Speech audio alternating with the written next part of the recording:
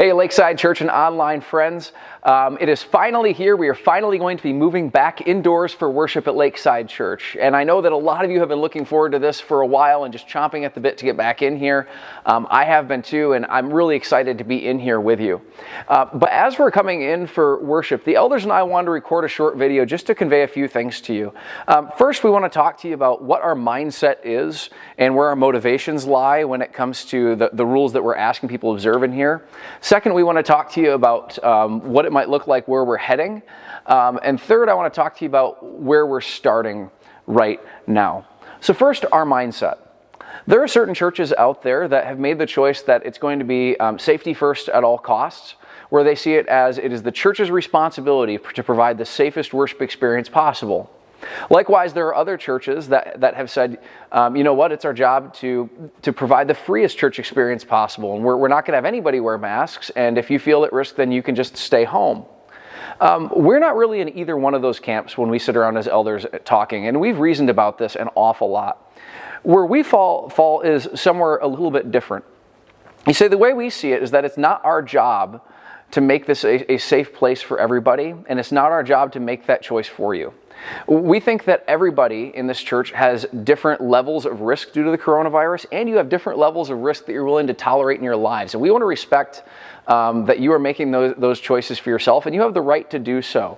But at the same time, we then see it as our job as church leaders to provide a worship environment where there are worship options that allow both sides to worship as closely to their preferences as possible, while minimally interfering with the other side of that debate in terms of their convictions and their risk tolerance. Put differently, we do not, on the one hand, want to be the church that tells all of our elderly and vulnerable members that you just need to be out of here for a really long time, and you can just be not here forever. We also don't want to say to other members, we don't want to say to people like, hey, your 6-year-old has to wear a mask on into infinity until it is so safe outside you don't even need to wear sunscreen in the summer. We don't want to be in either one of those camps. We want to create a worship experience that allows people to worship out of the convictions that they have regarding how much risk they can tolerate, while minimally impacting other people who are making different choices. So on to what that might look like in the future. A lot of what that looks like in the future will therefore depend upon you and what we learn about how much risk you guys want to tolerate in one direction or the other. It also depends on what our volunteers are able to handle. But what it might look like, it could look like anything from continuing how we're starting, or perhaps more likely, we could wind up in a scenario where there's multiple worship choices, where upstairs would be one way and downstairs would be another in terms of masks and distancing. We could also wind up in a scenario where we're doing multiple worship services entirely, although I don't even know if we would have the volunteers for that. That's something we'd have to explore. That's in the future, and it might not be all that terribly far off. It depends on what we find out from you. But therefore, where is it that we're going to start? Where we're going to be starting this coming Sunday, our worship services begin at 9:30 a.m., the same as they always used to. We bumped them later for a little while we were outdoors. But we're bringing it back to our normal time, 9:30 a.m., church services start. And with regard to masks, we're asking that when you come into the church, we totally understand that when people sit down and listen to a sermon, there are going to be some of you who are going to take your masks off while you're distanced and listening to a sermon. And frankly, there's no avoiding that as far as we can tell from what most other churches have gone through. And we totally understand that, but we are asking that, while everybody of different preferences is occupying the same area, we're asking that in this hallway, this entryway where people who really want to distance and are really at risk can't avoid you, we're asking that you keep a mask on while you're there. And we're also asking that during the service when we're singing, that you at least pull the mask up at that time. And for starters, we're probably going to wind up insisting on that.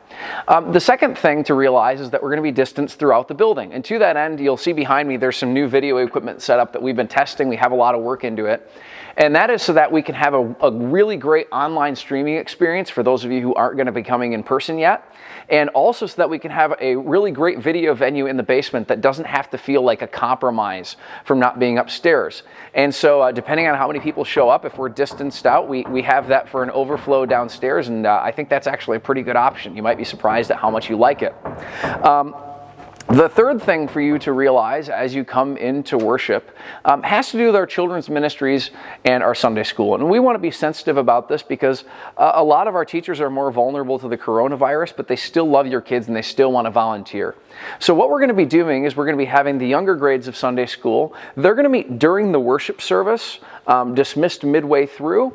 And then after the worship service, we're going to have the older grades having Sunday school at our normal time.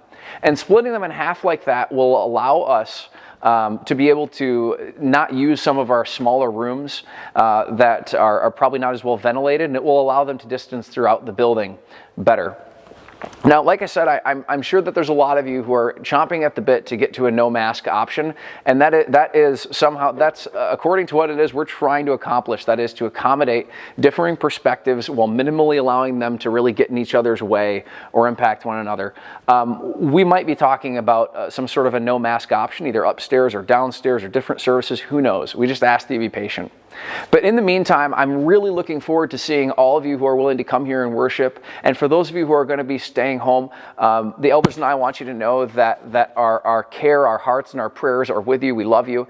And our hope is that as we all start worshiping together, a lot of us anyway, in this building, our hope is that what we can display towards one another is generosity and love. That we're not just going to be worshiping God with our music, but we're going to be worshiping God with the way that we treat one another.